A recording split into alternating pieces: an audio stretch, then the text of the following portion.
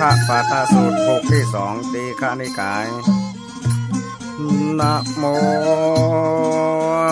ตัสสะภะคะวะโตอะระหะโตสัมมาสัมพุทธัสสะตัง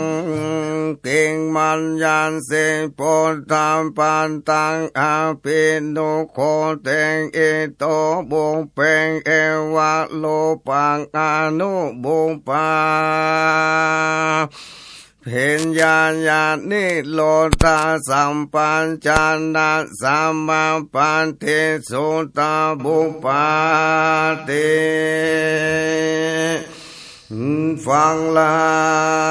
ปุณธรรมปันเดสัตมวลหมู่ที่ตั้งใจอยู่ดาฟังบัดนี้จังเทศนาในปุณธรรมปันตาสูตรผูกงาสองการสืบเนื่องการต่อเป็นอันติปันติปันตาแก่ปุกลาภูผาทัตนาตามความในพระบาลีว่าตังกิงมัญญาสิดังนี้เป็นต้นว่าดูลามปนธรรมปันตาตั้นจังสำคัญว่าข้อความนี้เป็นดังเลือดันจางในการที่เขาอาเพ็ญสัญญานี้โลนทาแห่งเพคุโพมีสัมปันสัญญามาโดยดำดับดังนี้เมื่อก่อนตานเคยได้ยินได้ฟังมาเลือกาอันว่าโปนตามปานตามปริพานจากกาก็ได้กราบไหว้สาว่าข้าพระองค์หาบทได้เปิงรู้ตัวถึงธรรมที่พันธทางการตะเจ้าเทศนามานี่แลข้าแด่พันตานทางการตาเจ้าผู้ข้าเจริญพระองค์ผู้เจริญได้ทะลงปัญญาติอากินจายตานะในอย่างเดียวหรือหลายอย่างนั้นจางดูกาลาโพธามปานตะเหล่าตาถาได้บัญญัติไว้อย่างเดียวก็มีหลายอย่างก็มีข้าแด่พันตานทางการตะเหตุใดพระองค์จริงบัตรลงบัญญัติอย่างนั้นเล่าพระพุทธเจ้าก่อนเทศนาว่าอันว่าพระโยกีย่อมบรรลุนิโรธะโดยพากันสันใดเราก็อาจบัญญัติอากินญายันตานะสันโดยพระการนี้ดิเลข้าแด่พันตานทางการตานเจ้าผู้เจริญสัญญาเกิดก่อนญาณะเกิดทีหลังหรือว่าญาณะเกิดก่อนสัญญาเกิดทีหลังตั้งสัญญาแล้วญาณะเกิดบ่ก่อนบ่หลังกันนั่นจะพระพุทธเจ้าก่อนเทศนาว่าสัญญานั้นแลเกิดขึ้นก่อนญาณะเกิดมาทีหลังพ่อสัญญาเกิดขึ้นญาณะก็เกิดขึ้นท่านย่อมรู้ได้ฟังดังนี้ว่าญาณะเกิดขึ้นแก่เราก็เพราะว่าสัญญาเป็นปัจจัยต้านเกิดรู้ความโดยปริยายดังนี้ข้าแด่พระพุทธเจ้าอันว่าสัญญาเป็นอัตตาของปุกละแลว่าสัญญาอย่างนี้อันตาก่อนอย่างหนึ่งอันตาทางการตาย่อมถามว่าท่านต้องการอัตตาเช่นใดเล่าก็ไว้สาว่าข้าพระองค์ต้องการอันตาอย่างหยาบที่มีรูปประกอบโดยมหาพุทธารูปทั้งสองทั้งสี่ปริโภคาโดยกาวาเลงกาลหันพันเจ้าข้าดูกาลาโปธามปานตาเมื่อเป็นอย่างนี้แล้วสัญญาของท่านจังเป็นอย่างหนึ่งอันตาก็เป็นอย่างหนึ่งดวงกาลาโปธามปานตาท่านกองเปิงแจงยังความข้อนี้โดยปริยายนี่แหละ ข ก็อันตาที่หยาบมีรูปประกอบโดยมหาพุทธารูปสี่ปาเลโภกากวาลิงกะละหันนี้ยกไว้ก่อนแต่ว่าสัญญาของปุงกาลานี้เกิดขึ้นอย่างหนึ่งดับไปก็อย่างหนึ่งแต่และใดไว้สาวาคาแด่พันตถาคตเจ้าผู้เจริญข้าพระองค์ต้องการอันตาที่สำเร็จโดยใจมีอวัยวะครบถ้วนมีอินทรีย์ปริบูรณ์พระเจ้าข้าพันตาทางกันตาเจ้าก็เทศนาว่าเมื่อเป็นเช่นนี้ท่านจังมีสัญญาอย่างหนึ่งแล้วมีอันตาด้านอย่างหนึ่งก็เปิงแจงความโดยปริยายอย่างนี้แหล่งอันตาที่สำเร็จโดยใจมีอวัยวะน้อยใหญ่ครบถ้วนมีอินทรีย์ปริบูรณ์นี้ยกไว้ก่อนแต่ว่าสัญญาของปุงกาลานี่เกิดขึ้นอย่างหนึ่งนำไปก็อย่างหนึ่งแต่แรงคาแด่พันตาทางการตะผู้เจริญข้าพระองค์ต้องการอันตาที่บ่มีรูปสำเร็จโดยสัญญาพระเจ้าข้าและพระสัทธาก็เทศนาว่าเมื่อเป็นเช่นนั้นสัญญาของท่านจังเป็นอย่างหนึ่งอันตาก็จักเป็นอย่างหนึ่งตั้งเปิงแจงข้อนี้โดยปริยายนี้แลดวงการลาโปธรรมปานตางอันตาที่บ่มีรูปสำเร็จโดยสัญญานี้ยกไว้ก่อนแต่ว่าสัญญาของปุงกาลานี้เกิดขึ้นอย่างหนึ่งดับไปก่อนอย่างหนึ่งต้านเปิงแจงข้อนี้โดยปริยายนี้แต่แล้วก่อนได้ไว้สาถามว่าข้าแด่พันตาทางกาตะเจ้าผู้เจริญข้าพระองค์อยากทราบแจ้งในข้อนี้สัญญาเป็นอันตาของปุงกาละหรือว่าสัญญาเป็นอันตาของปุงกาละกาว่าสัญญาอย่างหนึ่งอันตาก็อย่างหนึ่งพันเจ้าข้าพระสันธาก็เทศนาว่าดูกาลาโปธปาตะท่านมีความอ่านความข้อใดและพอใจและความชอบใจและความพยายามในต่างหนึ่งและมีลัทธิอาจารย์ก็อย่างหนึ่งยากที่จะรู้ความข้อนั้นใดข้าแด่พันสัทธากันว่าข้าพระองค์มีความความอ่านความพอใจความชอบใจความพยายามต่างใดต่างหนึ่งและมีลัทธิอาจารย์อย่างหนึ่งยากที่จะรู้ข้อความด้านใดแล้วแลคำว่าโลกเที่ยงนี้เป็นความจริงค่ะสิ่งต่างหลายอันอื่นบ่จริงนะดังลือและพระเจ้าข้าดูกะลาโปธรรมปาตาอันว่ากรรมอันนี้เราบอกพยากาลนะข้าแด่พันตาทางกันตะผู้เจริญกรรมว่าโลกบ่เที่ยงโลกมีที่สุดโลกบ่มีที่สุดนะสิบกองอันนั้นสาเลละกองอันนั้นสิบเป็นอื่นสาเลละกองเป็นอื่นสัตว์เบื้องหน้าแต่ตายไปมีอยู่สัตว์เบื้องหน้าแต่ตายไปบ่มีอยู่สัตว์เบื้องหน้าแต่ตายไปมีอยู่ก็มีสัตว์เบื้องหน้าแต่ตายไปมีอยู่ก็บ่ใจบ่มีอยู่ก็บ่ใจนี่เท่านั้นเป็นความจริงสิ่งอื่นบ่จริงดังลือพระเจ้าข้าดูกาลาโปธรรมปานตะข้อนี้เราบ่พยากาลนะเพราะเหตุใดจริงบ่พยากาลนาพระเจ้าข้าก็พอคอเหล่านั้นบ่ประกอบโดยอัตถะบ่ประกอบโดยธรรมบ่เป็นเบื้องต้นแห่งพรหมจริยาบ่เป็นไปเพื่อความได้เพื่อความใกล้แรงกำนัดเพื่อความดับเพื่อความละงับเพื่อความรู้ยิ่งเพื่อความตรัสรู้เพื่อนิพพาน เหตุนั้นและเราจริงบพยากะลานาก็พานตาทางการตะพยากะลานะอย่างใดจังเราต้านทางการตะจังพยายนาการละนาว่านี้ตุกนี้เหตุนี้เกิดตุกนี้ความดำตุกนี้ของปฏิบัติคือถึงความดำทุกข์ดังนี้ก็เป็นดังลือผ่านตาทางการตาจริงพยากะลานะดังนั้นเล่าพระเจ้าข้าดูกะลาโปธรรมปานตะเพราะว่าข้อนี้ประกอบโดยอัตถะประกอบโดยธรรมเป็นเบื้องต้นแห่งพรหมจรรยาเป็นไปเพื่อความนายเพื่อความคลายกำนัดเพื่อความดับเพื่อสงบล่ำเงาเพื่อความรู้ยิ่งเพื่อตลาดรู้เพื่อพาเนปานเพราะเหตุนั้นเราจริงพยากะลานะดังนี้แลอันว่าข้อนั้นต้องเป็นอย่างนั้นข้อนี้ต้องเป็นอย่างนั้นพันเจ้าข้าก็แลบัดนี้ของพันตาทางกัตเจ้า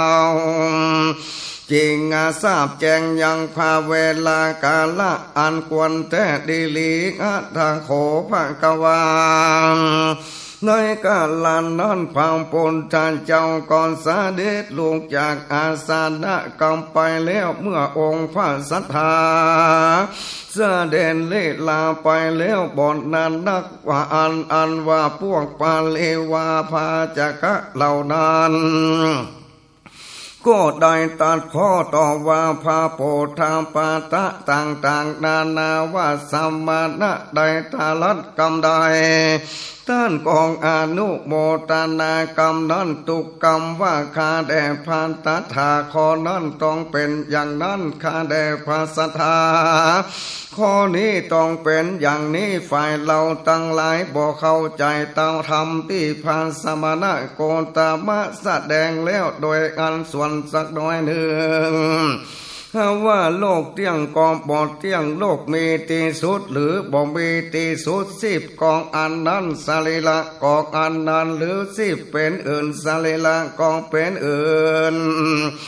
และสัตว์เบื้องหน้าแต่ตายไปมีอยู่หรือสัตว์เบื้องหน้าแต่ตายไปบ่มีอยู่สัตว์เบื้องหน้าแต่ตายไปมีอยู่ก็มีบ่มีก็มีหรือว่าสัตว์เบื้องหน้าแต่ตายไปมีอยู่ก็บ่ใจบ่มีอยู่ก็บ่ใจดังนี้แล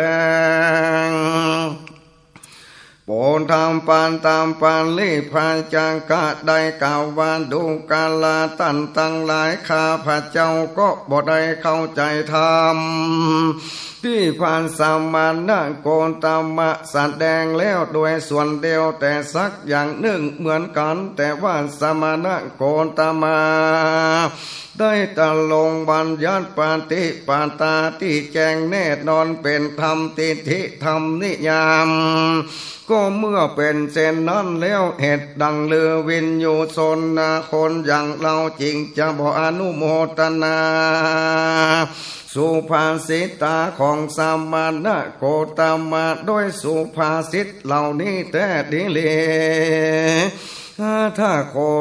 ทาวิหติหัสสังอัญจญเยนะกันวากาละเวลาอันล่วงไปได้2-3 วันกินจากหัตถิสาลีบุตรกรรมโดยโปรดทำปานตะปริพานจังกามก็ได้ปากันเข้าไปเฝ้าพระพุทธเจ้าอย่างที่ปาทำกันว่านถึงแล้วกินตังหัตถิสาลีบุตรถวายกับไหวพระดาทางการตาเลี้ยวก่อนนั่งหยุดหน้าที่การสมควรส่วนข้างดึงฝ่ายโปรดทำปาตาปริพานจังกามก็ได้สนทนาป่าสไลกำละแล้วก่อนนั่งอยู่ที่อันสมควรข้างหนึ่งฝ่ายโปรดทำปาตาปริพานจังกามก็นั่งที่สมควรดีลีก็ย่ออันจุลีทูลถามถึงพวงปริพานจังการได้ตัดพ่อต่อว่าตนก็ได้ต่อไปแล้วนั้นตรงพากันสัทธาสัมปัญโยพามปุณถ้าเจ้าได้สำลำแลเล่ามีมาว่า ดูกาลาโปธรรมปาตาปริพานจากะเหล่านั้นได้หมดนาล้วนแต่เป็นคนตาบอดหาจังคุบ่ได้ท่านเป็นคนเต่านั้นเป็นผู้มีจังคุในจุ่มนมคนเหล่านั้นดูการลาโปนทางปานตะธรรมที่เป็นไปโดยส่วนเดียวเราตาถาแสดงไว้แล้วปัญญาไว้แล้วก็มีที่บ่เป็นไปโดยส่วนเดียวเราตาถาการตะแสดงแล้วปัญญาไว้แล้วก็มีธรรมที่บ่เป็นไปโดยส่วนเดียวเราต้านทางการตาแสดงแล้วบัญญัติไว้แล้วนั่นแก่โลกเตี้ยงโลกบ่เตี้ยงโลกมีที่สุดโลกบ่มีที่สุด10กองอนันต์สาลีละกอกอันนั้นสิเป็นอื่นสาลีละเป็นอื่นสันเบื้องหน้าแต่ตายไปมีอยู่สัตว์เบื้องหน้าแต่ตายไปบ่มีอยู่สัตว์เบื้องหน้าแต่ตายไปมีอยู่ก็มีบ่มีอยู่ก็มีสัตว์เบื้องหน้าแต่ตายไปมีอยู่ก็บ่ใจบ่มีอยู่ก็บ่ใจธรรมที่เป็นไปโดยส่วนเดียวเราตถาการตะแสดงไว้แล้วบัญญัติไว้แล้วดังนี้ดูกาลาโปธรรมปานตะอันว่าธรรมที่บ่เป็นไปส่วนเดียวนั้นคือบ่ประกอบไปโดยอัตถะบ่ประกอบโดยธรรมบ่เป็นเบื้องต้นแห่งพรหมว่าจาเลญะบ่เป็นไปเพื่อความนายจากกองทุกข์เพื่อคลายกำนัดเพื่อความดับเพื่อความละงามเพื่อความรู้ยิ่งเพื่อตาลานรู้เพื่อพานิพพานดังนั้นเราตถาได้แสดงไว้แล้วบัญญัติแล้วคือบัญญัติว่าเป็นอภัยกาตธรรมธรรมที่บอกวันพยากาลนาดูกาลาโปธรรมปานตากอันว่าธรรมที่เป็นไปด้วยส่วนเดียวเราตถาได้แสดงไว้บัญญัติแล้วนั้นได้แก่นี้ทุกนี้เหตุนี้เกิดทุกนี้ความดำทุกนี้ข้อปานเต็มบาดถึงความดำทุกธรรมที่เป็นไปโดยส่วนเดียวแสดงแล้วบัญญัติไว้แล้วดังนี้แลดูลาโปธรรมปานตากอันว่าธรรมที่เป็นไปโดยส่วนเดียวนั้นประกอบโดยอัตถะประกอบโดยธรรมเป็นเบื้องต้นแห่งพรหมจาเลญะเป็นไปเพื่อความนายเพื่อความกำนาดเพื่อความดับเพื่อสงบล่ำงามเพื่อความรู้ยิ่งเพื่อตลันสโลเพื่อพาเนปันดังอันเราจริงแสดงแล้วบัญญัติไว้แล้วดูกาลาโปธรรมปันตามีสัมบัตินาพามผู้มีวาตะอย่างนี้มีติทิอย่างนี้ว่าเบื้องหน้าแต่ตายไปอันตามีสุขส่วนเดียวหาโลกะบ่ได้มีอยู่เราเข้าไปหาสัมมานะพามเหล่านั้นแล้วก็ถามว่าได้ทราบว่าท่านมีวาตะอย่างนี้มีติทิอย่างนี้มีจริงหรือสัมมานะพามพวกนั้นถูกเราทำดังนี้แล้วก็ปานตินญาณว่าเราจักจะถามเขาว่าท่านได้รู้ได้หันโลกว่ามีสุขส่วนเดียวหาทุกข์บ่ได้หรือเขาก็จังได้ตอบว่าหาบ่ได้เราจังถามต่อไปว่าท่านก็รู้ว่าอันตามีสุขส่วนเดียวในวันหนึ่งคืนหนึ่งหรือว่าเกินวันและเกินเดือนเขาก็จังตอบว่าหาบ่ได้เราจักถามแถมว่าท่านยังรู้นี้บังกานี้ของปฏิบัติเพื่อกระทำคือแจ้งอย่างโลกมีสุขส่วนเดียวจะได้นั้นจะเขาก็จังตอบว่าหาบ่ได้เราก็จังถามเขาแถมว่าท่านได้ยินเสียงพวกเทวันดาภูเขาถึงและพรหมโลกมีสุขส่วนเดียวหาทุกข์บ่ได้กำลังเก่ากันว่าท่านโพนิลาทุกท่านปฏิบัติดีแล้วปฏิบัติซื่อแล้วเพื่อการทำแจ้งอย่างโลกมีสุขส่วนเดียวหาทุกข์บ่ได้เมื่อเรากองปฏิบัติอย่างนี้แลจริงได้เข้าถึงโลกมีสุขส่วนเดียวหาทุกข์บ่ได้แล้วดังนี้หรือว่าดังนั้นจา เขาก่อนจะตอบว่าหาบทใดและดูกันลาโปธามปาตะเมื่อเป็นดังนี้ภาษิตของพวกพราหมณ์เหล่านั้นก็ถึงความเป็นเนยานิกาธรรมคือว่าธรรมบทนำสัตว์ออกจากงาสังสารวัฏบทใจหรือดังนี้โปธรรมปานตามปาลิพาจากะก็ได้ไว้สาว่าถูกแล้วพระเจ้าข้าดูลามโปธามปานตาเพียบเหมือนปงการลามโพนึ่งกล่าวดังนี้ว่าข้าพระเจ้ามีความรักในนางงามในจันนามบทนี้คนตั้งหลายเปิงถามเขาว่าอันวัดนางงามที่ต้านละไข่ต้านรู้จักนางแล้วหรือจะว่าเป็นนางคันติยากาว่าเป็นนางพามนะนางแพทย์นางสูตรและเมื่อคนถามเขาดังนี้เขาก็ตอบว่าหาบทใดคนตั้งหลายก็งามเขาก็ว่าอันว่านางและถามคนนั้นต้านรู้จักนางว่ามีชื่ออย่างนี้มีข้ากุลอย่างนี้สูงต่ำดำข่าวสันทัดอยู่ในบ้านนิคมใดเมื่อเขาถูกถามดังนั้นเขาก็จะตอบว่าหาบทใดและคนตั้งหลายเปิงถามเขาแถมว่าต้านมีความรักใคร่ผาธนายิงที่ต้านบ่หลักงารู้และจักเวหันและเขาก็จังตอบว่าอย่างนั้นแล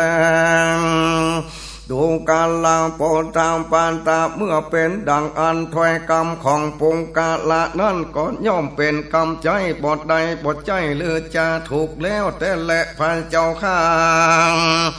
ดูกันลาโปตามปานตาอันว่าสามานะพามที่มีวาตะดังนี้มีเทนเทอย่างนี้เบื้องหน้าตายไปแล้วอันตามีสุขส่วนเดียวหาโลกะบทใดมีอยู่ก็เป็นดังอันแลดูกันลาโปตามปานตาเหมือนหนึ่งว่าปุงกันลาภูกตามพระองค์เพื่อจังเคินภาษาอยู่ที่ผลต่างสีแยกคนตั้งหลายถามเขาว่าต้านรู้จักยังภาษานั้นแล้วหรือจางว่ามันอยู่ตั้งที่สะตั้งวันตกวันออกตั้งไตและตั้งเหนือตัวภาษานั้นสูงต่ำเพียงใดเขาก็จังตอบว่าหาบ่ใดผู้กะละตั้งหลายก่อนถามเขาว่าท่านจังการตำพระองค์เคินภาษาที่ท่านบ่เคยรู้จังบ่เคยหานนั้นหรืออย่างใดเขาก่อนจังตอบว่าหาบ่ใดแล้วหาดงการลาโปตามปานตามเมื่อเป็นอย่างนี้ถอยกรรมของปุงกาละนั้นยอมเป็นกรรมใจบทใดบทใจหรือถูกแล้วพระเจ้าข้าดูการลาโปตามปานตาแม่นว่าสามานาพามที่มีวาตะดังนี้มีติทิอย่างนี้ว่าเบื้องหน้าแต่ตายไปแล้วอันตามีสุขส่วนเดียวหาโลกาบทใดก็มีอยู่สันนั้นแต่ดีเลดูกันลาโปตามปานตาความใดอัตตาสามเหล่านี้คือว่าใดอัตตาที่หยาบใดอัตตาที่สำเร็จโดยใจอัตตาที่หารูปบทใดกันอัตตาที่หยาบนั้นคืออัตตาที่มีรูปประกอบโดยมหาพุทธารูปสี่ปาลิโภกาวากาลิงกละหานี้ความใดอัตตาที่หยาบความใดอัตตาที่สำเร็จโดยใจนั่นคืออัตตาที่มีรูปสำเร็จโดยใจมีอวัยวะน้อยใหญ่ครบถ้วนมีเอ็นทีบริบูรณ์นี้ความใดอัตตาที่สำเร็จโดยใจความใดอัตตาที่หารูปบ่ใดนั่นคืออัตตาที่หารูปบ่ใดสำเร็จโดยสัญญานี้เป็นความได้อัตตาที่หารูปบ่ใดแต่แลดูการลาโปธรรมปานท่านตาทางการตะได้เทศนาธรรมเพื่อละเสียอย่างความได้อัตตาที่หยาบได้อัตตาที่สำเร็จโดยอัตตาที่หาลูกบอดใดว่าพวกด้านบอกปาฏิบัติอย่างใดจริงละธรรมที่การตำใจคือคุณมัวและเศร้าหมองขาดนาใดธรรมที่การตำใจคือผ่องใสจังเจริญยิ่งขึ้นปุ วงท่านจักกระทำความบริบูรณ์แล้วความไพ่บุญแห่งปัญญาเฮือแจ้งโดยปัญญาอันยิ่งโดยตนเองในปัจจุบันเข้าถึงอยู่ได้บางคราวท่านจะเพิ่งมีความอ่านว่าสังสากิเลสธรรมเราก็ละได้โวตนิยธรรมอันจังเลินงอกงามขึ้นได้ผู้ที่มีความเปลี่ยนพยายามการทำบริบูรณ์ความไพ่บุญแห่งปัญญาฮือแจ้งโดยและปัญญาอันยิ่งของตัวเองในปัจจุบันได้แต่ความอยู่บทสบายดังนี้แต่แล้วแต่ว่าเรื่องนี้ท่านก็บอกเปิงหันเจนนั้นดีหลีอันว่าความจริงสั่งกิเลสธรรมพวกท่านจักละได้เวตานิยธรรมจักเจริญงอกงามขึ้นผู้ที่มีความเปลี่ยนพยายามจักกระทำความบริบูรณ์และไพ่บุญแห่งปัญญาเฮือแจ่มแจ้งได้โดยปัญญาอันยิ่งของตัวเองความโจมชื่นยินดีปีติปัญสันติสาธิสัมปันสัญญาความสบายจักมีได้เจริญดูการละโปนทำปานตาเหมือนหนึ่งว่าปุงการละการทำพระองค์เพื่อเคินภาษาอยู่ที่ปลายไตภาษาคนทั้งหลายเพิ่งถามเขาว่าท่านจังการตำพระองค์ขึ้นภาษาตานรู้จังภาษานั่นแลเลือและอยู่ที่สะตังวันออกตังใต้และตังเหนือรู้ว่าสูงต่ำปานกลางดังนี้เขาก็จะตอบได้ว่า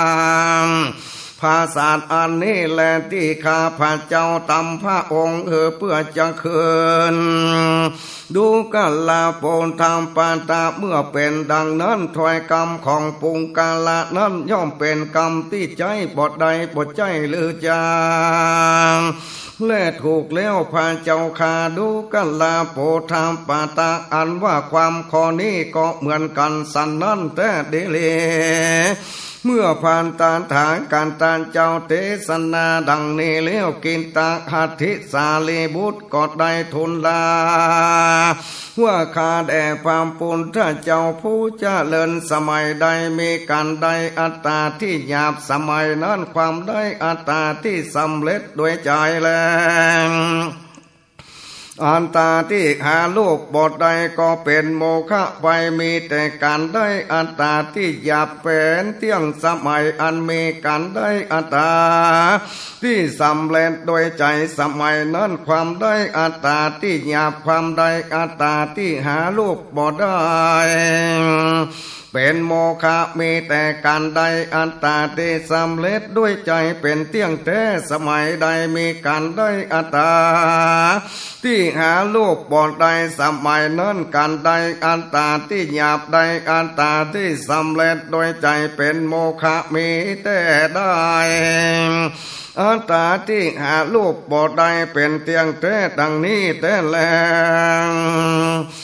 สันทาสัมปัญโยปามปุณท่านเจ้าเทศนาว่าดูกัลลากินตะสมัยใดมีการได้อัตตาที่หยาบสมัยนั้นบทนับว่าได้อัตตาที่สำเร็จโดยใจบทนับได้ว่าอัตตาที่หาลูกบทใดนับว่าได้อัตตาที่หยาบอย่างเดียวเท่านั้นเดลิสมัยใดมีการได้อัตตาที่สำเร็จโดยใจสมัยนั้นบทนับว่าได้อัตตาที่หยาบบทนับได้ว่า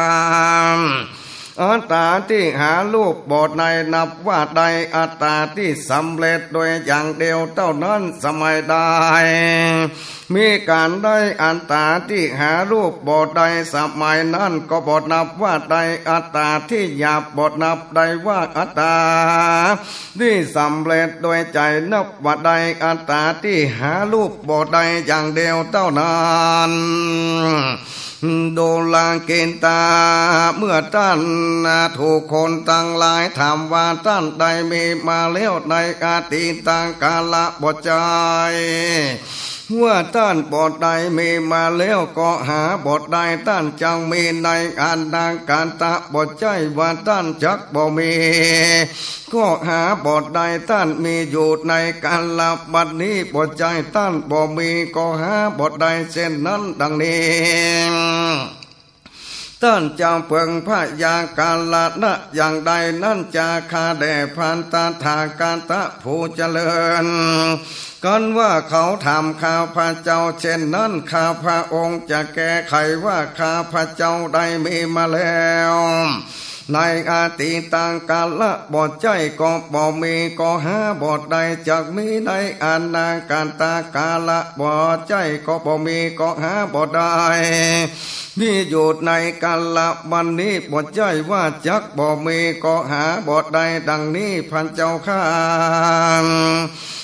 ดูกาลาจินตะกันเขาทำตันว่าการติท่านใดอันตาภาพเป็นอาติตะแล้วอย่างนั้นเต้านั้นแล้วเป็นของ